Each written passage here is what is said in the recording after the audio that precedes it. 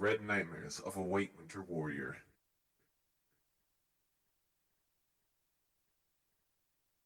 The war has been going on for a couple of weeks now, and has really been taking a toll on me. I have lost countless hours of sleep. I think about all the people I have killed, who their families were. I think about the cold and how many of my brothers have died to it. And I think about why it had to be this way. These thoughts, along with the constant barrage of cannons, keep me awake at night. I woke up this morning to the loudest and closest blast I've heard this whole war. The blast was followed by a scream coming from outside the barracks. I ran out to see my best friend Randy with a cold, pale look in his eyes. I looked down. Randy's leg was severely damaged and was riddled with chunks of rock, ice, and hardened dirt. Before I had time to react, Randy was struck in the head with a musket round. He dropped in the blink of an eye. I fell to my knees, forgetting where I was and what was happening around me. There was only one thought that would keep me awake tonight. Randy was gone. General Pikeman ran out of the barracks and smacked me hard in the back of my head so that I would regain focus. "Get it together, boy," he said. I turned to see Pikeman firing off shots faster than I thought was possible with a musket. He hardly had his Union uniform on. The world around me stopped spinning, and I could hear clearly again. I ran up to poor Randy and took his musket off him. If I was going to die, I'd make sure it was for my country, for my beliefs, and for the rights of the enslaved. For Randy. As soon as I reached General Pikeman, who was crouched behind a water barrel, I could sense his fear. "We're outnumbered," he said. "Our only hope is if we can manage to get to the old barn on the left of us. I stashed a Gatling gun under the hay for sticky situations like this.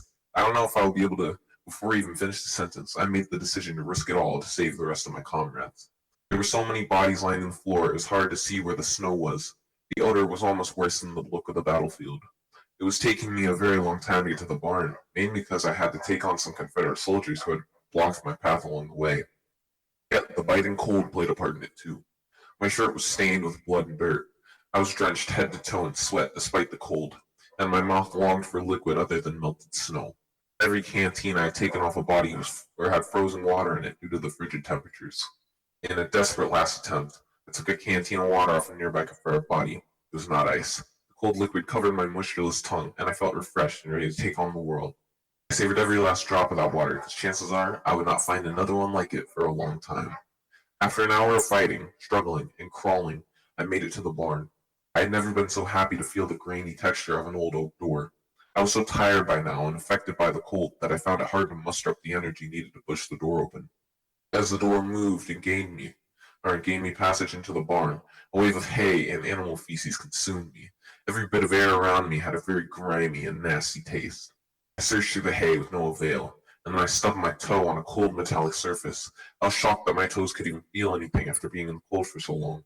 The Gatling gun was surprisingly easy to remove from the hay, and then from the barn. I barely sweat a drop.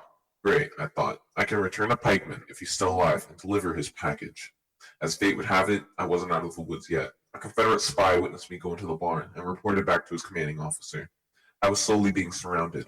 Bullets flew by my head and shattered the barn door into oblivion. My only cover being a hay bale and a couple of wooden posts driven into the ground so that the horses could be tied to them. I heard the general scream, "Cease fire!" I was baffled. How did the Confederates stop firing at me? Then it hit me. They were going to take the Gatling gun, and they wanted it still in one piece. "Come and get me," I yelled. If they were going to take the Gatling gun, they'd take it off my cold, dead body, along with their general's carcass. I pulled the safety of the Gatling gun and squeezed the trigger so hard my fingers started turning black and blue. Most of the event was a blur, but I do remember the cries of the men as screaming bullets ripped through them. I saw the impact of each round and heard the sharp clang of the bullet shells as they hit the ground. The ground, once white, now painted red. One thing I will never forget about the event was the look on the general's face, both horror and contentment. Even though I saved my comrades, this face will never leave my dreams, and it shall have a constant home in my deepest, darkest